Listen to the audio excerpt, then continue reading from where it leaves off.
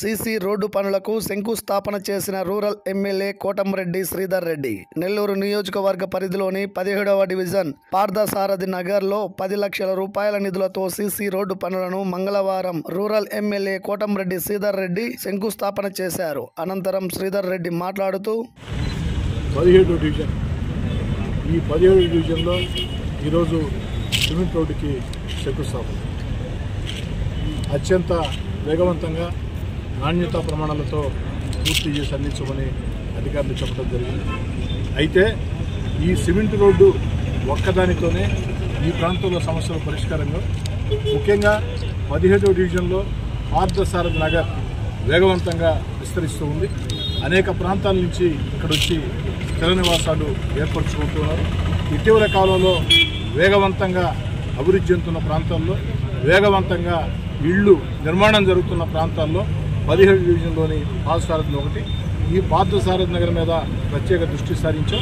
ఇక్కడ ఉన్నటువంటి సమస్యలన్నీ కూడా స్థానిక నాయకులు మా దృష్టికి తీసుకురావడం జరిగింది. అధికారులు కూడా ఆదేశాలు ఇవ్వడం జరిగింది.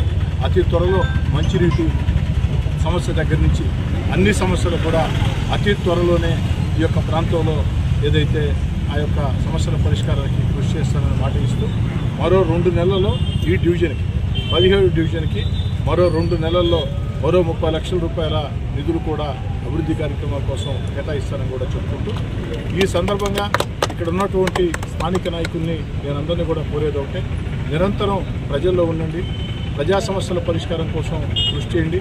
ఎక్కడా కూడా రాజకీయ భేదాలకి రాజకీయ వాదాలకి వెళ్లకుండా ఎక్కడికక్కడ తెలుగుదేశం పార్టీ, జనసేన, బీజేపీ కార్యకర్తలు కావచ్చు, నా సేవకులు కావచ్చు, నిరంతరం ప్రజల్లో ఉండి ముఖ్యంగా పారిశుద్ధ్యం మీద ప్రత్యేక దృష్టి పెట్టండి.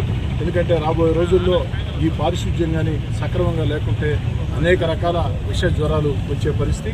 ఈ పరిస్థితుల్లో పారిశుద్ధ్యం మీద ప్రత్యేక దృష్టి పెట్టాలని, పారిశుద్ధ్యం విషయంలో నగర కార్పొరేషన్ కాకుండా ఎక్కడికక్కడ ప్రజల భాగస్వామ్యం కూడా తీసుకోవాలని, ముఖ్యంగా ఈ వేగవంతంగా విస్తరిస్తున్నటువంటి శివారు కాలనీల వాసులందరికీ కూడా నేను మనవి చేసేది ఒకటి, మీరు మీ ప్రాంతాలకు సంబంధించి అభివృద్ధి కమిటీలు ఏర్పాటు చేసుకోండి.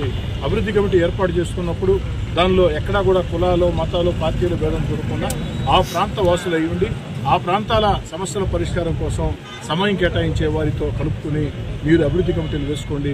ముఖ్యంగా విశ్రాంత ఉద్యోగులు ఉంటే వారికి ఆ బాధ్యతలు అప్పచెప్పండి. ఖచ్చితంగా ఆ ప్రాంతాలు అభివృద్ధి చెందుతాయి.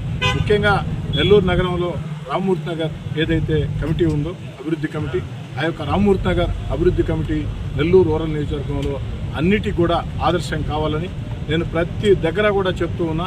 ఎన్నికలు పూర్తయినాయి, ఇక వాదాలు, వివాదాలు, రాజకీయ వాదాలు ఏమి ఉండకూడదు. ఎక్కడికక్కడ కరెంటు కానీ, రైళ్లు కానీ, రోడ్లు కానీ, మంచినీటి సమస్య కానీ, ఏదైతే పార్కుల ఆధునీకరణ, పార్కుల పరిరక్షణ, అదేవిధంగా శ్మశానాల అభివృద్ధి, వీటన్నిటి కోసం కూడా శక్తి వంచన లేకుండా అటు ప్రభుత్వ సహకారంతో, దాతల సహకారంతో, ఫ్యాక్టరీ యాజమాన్యాల సిఎస్ఆర్ గ్రాంట్ సహకారంతో శక్తికి మించి పనిచేస్తా.